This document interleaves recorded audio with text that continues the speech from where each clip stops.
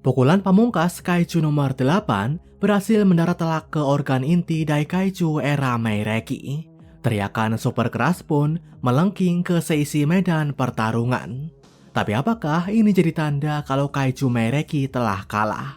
Atau malah ini jadi tanda munculnya bencana lain? Di chapter terbaru inilah kita akan tahu jawabannya. Di chapter 128 ini, kita juga akan mengetahui nasib akhir Kafka. Setelah sebelumnya kita berteori apakah Kafka akan tetap menjadi kaiju atau kembali menjadi manusia. Disinilah pertanyaan itu terjawab. Karena ternyata di saat Kafka udah menerima nasibnya, ada pihak ketiga yang bakal mengulurkan tangannya. Siapakah itu dan gimana jalan ceritanya? Langsung aja kita masuk ke pembahasan. Chapter dibuka dengan teriakan Daikaiju era Meireki. Setelah organ inti dan tubuh humanoidnya hancur, terkena pukulan Kafka, tubuh raksasanya pun perlahan ambruk menghancurkan gedung-gedung di bawahnya. Tepat saat itulah, operator mendeteksi kerusakan parah pada organ inti Kaiju Meireki, yang diikuti dengan rasa khawatir apakah sosok itu akan kembali memulihkan diri. Tapi nggak lama setelahnya, sinyal organ vital dari Kaiju Meireki nggak lagi terdeteksi. Atau dengan kata lain, sang target telah dikonfirmasi berhasil dilenyapkan. Mendengar laporan ini, sorak-sorai pun langsung memenuhi seisi Jepang. Kita juga diperlihatkan bocah yang pernah diselamatkan Kafka dulu, yang dengan bangga melihat paman kaiju yang dikenalnya berhasil menjadi pahlawan.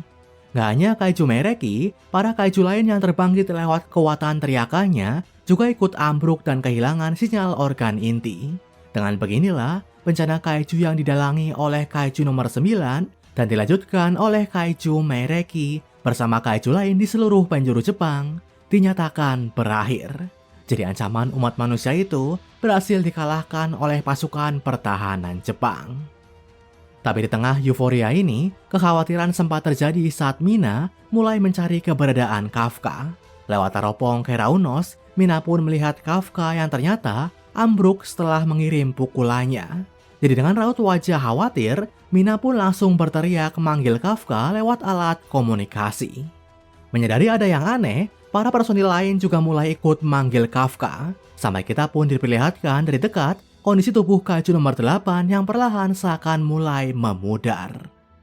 Ternyata setelah berhasil mengalahkan Kaiju Meireki, Kafka dapat merasakan seluruh kekuatan kaijunya perlahan memudar. Pasalnya setelah berhasil membalaskan dendamnya, amarah para prajurit zaman Edo yang jadi sumber kekuatan Kafka juga mulai menghilang. Bersamaan dengan itulah, wujud Kaiju nomor 8 perlahan juga akan lenyap. Jadi Kafka yang kini telah menyatu dengan si Kaiju akan ikut lenyap juga. Menyadari hal itu, Kafka yang udah bersiap dengan segala konsekuensi mencoba merefleksikan kehidupannya. Meski mengaku masih punya sedikit penyesalan dalam hidupnya, dia tetap bersyukur karena telah mengerahkan segalanya. Berkat Kaiju nomor 8 dan para prajurit zaman Edo, Kafka juga sanggup menepati janjinya pada Mina. Jadi di akhir hayatnya, Kafka pun hanya bisa berterima kasih ke mereka. Dihadapkan dengan perpisahan, Kafka juga mulai membayangkan wajah rekan-rekannya di pasukan pertahanan hingga rekannya di petugas pembersih kaiju. Pada merekalah, Kafka mengucapkan terima kasih dan menyerahkan tongkat estafet perjuangannya. Jadi di akhir hayatnya pun, Kafka tetap berharap akan masa depan umat manusia yang lebih cerah lagi. Tapi di saat Kafka memejamkan mata seolah menyambut kematiannya, seseorang menepuk pundaknya dari belakang. Sambil bilang kalau dia nggak akan membiarkan Kafka pergi begitu aja, sosok itu mendadak muncul dari alam bawah sadar Kafka. Dialah mantan Direktur Jenderal Pasukan Pertahanan, Isao Shinomiya. Melihat Isao muncul di kepalanya, Kafka jelas terkejut. Tapi di saat yang sama, dia dapat melihat para arwah dan kesadaran mulai naik ke atas bersamaan dengan para tentara zaman Edo. Merekalah para pejuang dan korban yang telah diserap oleh Daikaiju era Meireki dan Kaiju nomor 9. Jadi saat arwahnya terbebas dari cengkraman Kaiju Meireki, Isao seolah mampir ke kesadaran Kafka buat berinya oleh-oleh. Di awal, Isao pun berterima kasih ke Kafka sekaligus mengucap salam perpisahan. Tapi Kafka yang merasa kalau usahanya nggak seberapa, malah minta maaf pada Isao. Kafka menyebut kalau dia nggak menyangka Kaiju nomor 9 lebih kuat dari yang dia bayangkan. Makanya masih dengan segala persiapan, dia gagal melindungi wilayah Tokyo yang kini dibuat porak-poranda. Masih begitu, Isao jelas nggak marah. Dia justru menenangkan Kafka dengan bilang kalau itu wajar terjadi. Saat Kaiju nomor 6 menyerang dulu, yang berujung pada gugurnya Hikari Shinomiya, Isao juga menyaksikan bencana Kaiju yang merenggut banyak hal dari umat manusia. Tapi dari situlah, dia belajar akan betapa kuatnya tekad mereka. Masih dihantam dengan berbagai bencana dan dihadapkan dengan situasi yang seolah tanpa harapan, manusia akan selalu bisa bangkit.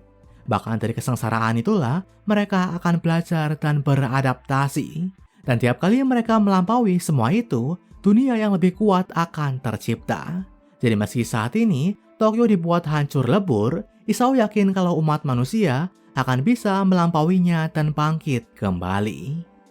Untuk itulah, Isao pun memberikan misi baru buat Kafka. Dengan menyebut kalau ini adalah pertarungan yang sungguhnya, Isao memerintah Kafka buat membantu para korban memulihkan diri mereka. Dan sebagai seorang prajurit, Kafka juga harus bersiap buat menghadapi para ancaman yang akan datang.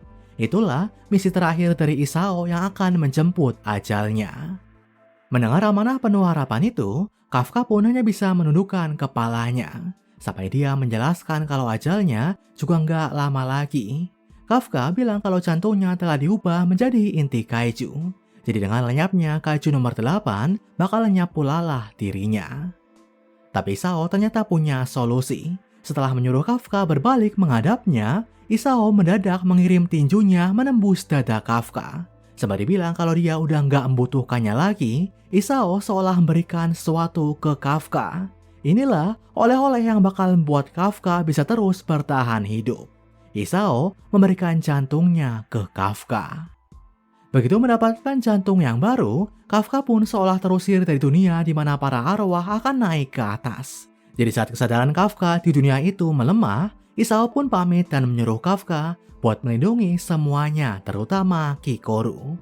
Jadi dengan pertolongan Isao, Kafka pun bisa kembali hidup sebagai manusia. Setelah para arwah yang terserap terangkat keluar, wujud Kaiju Meireki pun perlahan hancur. Gumpalan daging itu juga mulai berjatuhan menimpa gedung-gedung di bawahnya. Jadi saat itulah, operator menyuruh para tentara di sekitar buat mengamankan diri.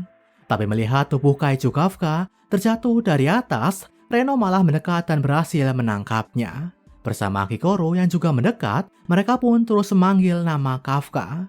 Sampai akhirnya, begitu kepala Kaiju Kafka hancur, terlihatlah wujud manusia Kafka. Masih terlihat nggak sadarkan diri, tanda-tanda kalau Kafka telah kembali menjadi manusia akhirnya terlihat. Inikah akhir dari nasib sang Kaiju nomor 8?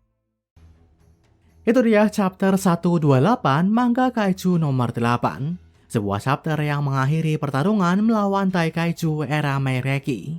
Di chapter inilah kita mendapat kejelasan soal kalahnya Kaiju Meireki. Tapi yang paling jadi fokus utama adalah konklusi dari nasib Kafka. Sebelumnya, kita udah menyangka kalau Kaiju nomor 8 bakal hilang bersamaan dengan tercapainya dendam mereka. Tapi kemunculan Isao berhasil jadi faktor kejutan yang menyelamatkan Kafka. Isao bahkan gak hanya memberikan jantung buat Kafka, tapi juga memberi pesan harapan buat manga ini. Dari Kafka, kita belajar kalau apa yang terjadi di masa depan gak selalu sama seperti yang kita harapkan. Tapi seperti kata Isao di chapter ini, manusia akan selalu bisa bangkit meski diterpa dengan bencana atau kesengsaraan. Dan ini berlaku juga buat kita sebagai individu. Nah, di chapter terakhir nanti, kita mungkin akan melihat lebih jelas soal nasib Kafka sebagai manusia. Setelah diberi misi oleh Isao, Kafka jelas bakal berjuang buat kembali ambil bagian sebagai pasukan pertahanan. Tapi kini, kita mungkin akan melihat perjalanan baru bagi Kafka. Lenyapnya Kaiju nomor 8 emang jadi bayaran yang masuk akal bagi Kafka buat mengalahkan Kaiju Meireki. Tapi jelas, meski kekuatan Kaijunya hilang, segala pertarungan dan pelatihan yang dilakukan selama ini masih tertanam di tubuhnya. Jadi Kafka yang sekarang bukan lagi Kafka yang lemah seperti dulu. Bahkan ada kemungkinan gagalnya Kafka melepas kekuatan dari seragam tempur pasukan pertahanan adalah karena kekuatan kaijunya. Jadi kalau dia bisa diperkuat dengan segala kekuatan tambahan itu, nggak menutup kemungkinan kalau potensinya bakal semakin terasa. Lalu ada juga teori kalau jantung dari Isao bakal membuat Kafka cocok dengan senjata kaiju bernomor, terutama nomor 2. Apalagi mengingat Kafka telah menguasai bela diri pasukan pertahanan khas Isao, gaya bertarung keduanya pun bisa dibilang mirip. Bahkan bakal menarik pula kalau ada sisa organ dari kaiju nomor 8 yang mungkin cocok menjadi senjata kaijunya. Intinya adalah masih kembali sebagai manusia, potensi Kafka buat jadi tentara yang kuat masihlah ada. Jadi sesuai vibe dari chapter ini, ending yang penuh harapan sepertinya menanti kita semua. Nah sejauh ini, beberapa misteri seperti asal muasal kaiju Mereki, serta wujud senjata kaiju bernomor 3, 5, dan 7 masih belum terjawab. Jadi selain dijelaskannya hal itu, gue juga berharap di chapter akhir nanti, kita bisa melihat perkembangan hubungan Kafka dan Mina. Karena bagaimanapun, keduanya lah yang menjadi motivasi awal cerita ini dimulai. Jadi semoga chapter depan bisa jadi akhir yang memuaskan. Oke, segini aja pembahasan chapter terbaru manga kaiju nomor 8 dari Reko Manga. Semoga bisa bermanfaat. Nantikan bahasan manga lainnya dari channel ini. Akhir kata, sampai jumpa.